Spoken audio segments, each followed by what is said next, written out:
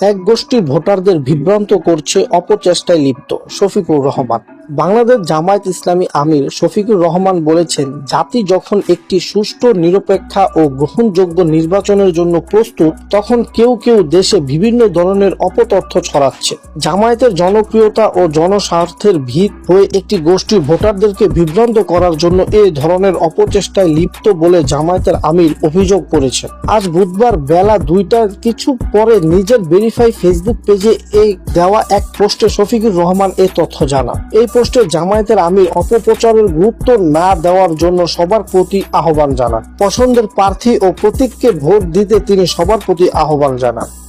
আজ নীলফামারীর সৈয়দপুর বিমানবন্দরে বিপুল পরিমাণ টাকা সহ ঠাকুরগাঁও জেলায় জামায়াতের আমির বেলাল উদ্দিন প্রধানকে আটক করেছে পুলিশ। নীলফামারীর পুলিশ সুপার শেখ জাহিদুল ইসলাম এই তথ্য জানান। এই ঘটনার পরে জামায়াতের আমির শফিকুর রহমান এই পোস্টে দিয়েছেন, তবে স্পষ্ট তিনি আটকের কোনো ঘটনার সরাসরি উল্লেখ করেনি। এই নিয়ে সংবাদ সম্মেলন করার কথা রয়েছে জামায়াতে।